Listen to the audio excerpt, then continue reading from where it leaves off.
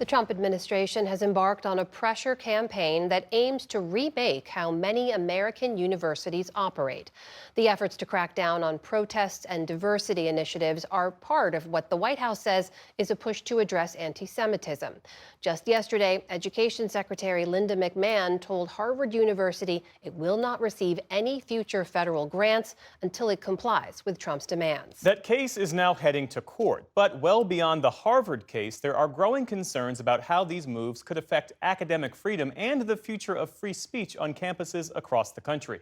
Jeffrey Brown reports for our series, Rethinking College. A gorgeous spring day near semester's end at Wesleyan University in Middletown, Connecticut.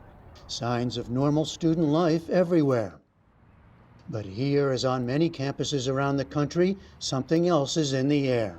There's fear coming not just from students, but from our parents, from faculty, and that's a very real concern. Wesleyan senior Minna Sheik is studying government and economics. How does it feel this year compared to last year?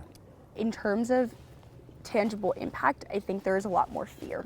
Instead of going to a protest just by walking in or seeing a gathering and joining, I have to consider, should I put on a face mask? Should I be in pictures? Should I make myself visible? Should I be seen? I shouldn't be worried, even as a US citizen that was born in the United States. But those are the very real conversations people are having. So I'm glad that we could come together because there's a lot of conversation happening right now about higher education. A lot of conversation for sure, and enormous turmoil. Wesleyan professor Kalila Brown Dean tackles these issues as head of a campus center for the study of public life.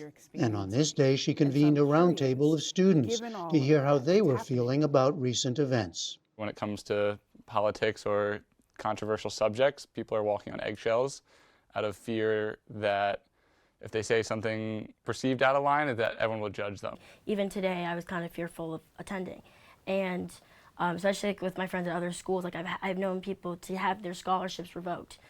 If students are afraid to speak, if students are afraid of how what they say will be taken out of context or used in a particular way, it changes the very nature of what the college experience is supposed to be. Free! Free Palestine! Much of this recent change can be traced back to last year, when student protests over the Israel-Hamas war broke out at colleges across the nation, including at Wesleyan.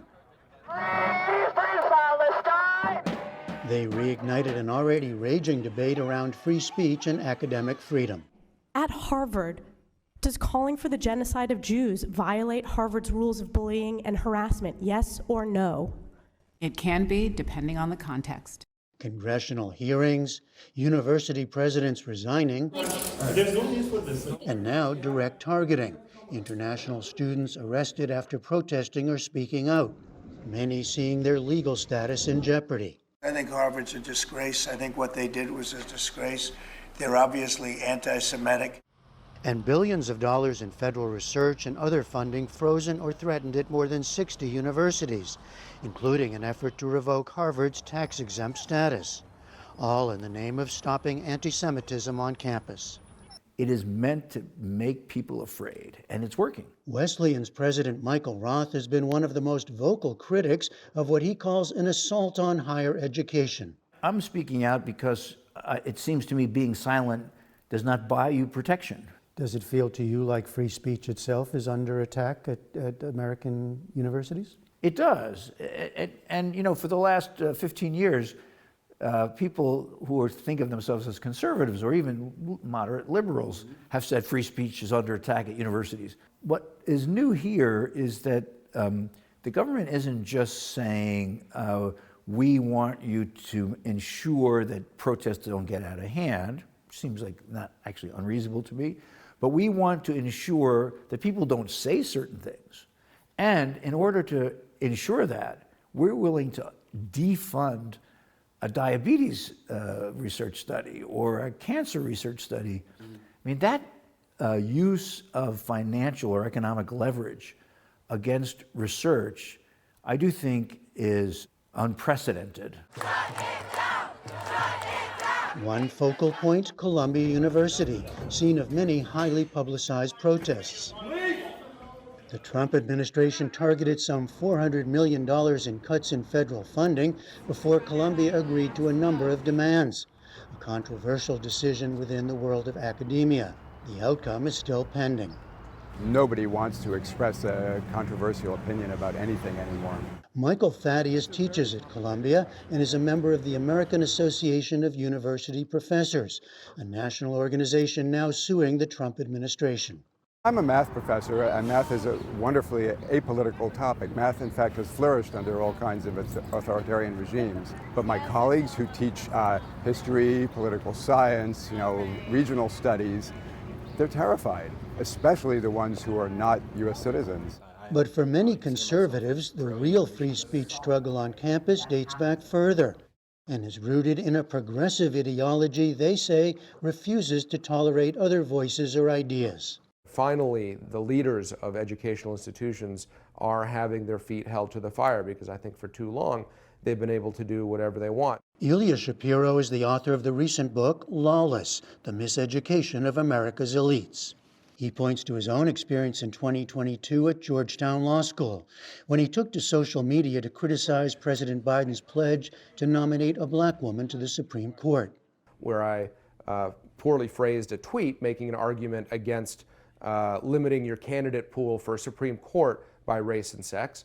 Arguing for another candidate, Shapiro tweeted that the court would be left with a, quote, lesser black woman.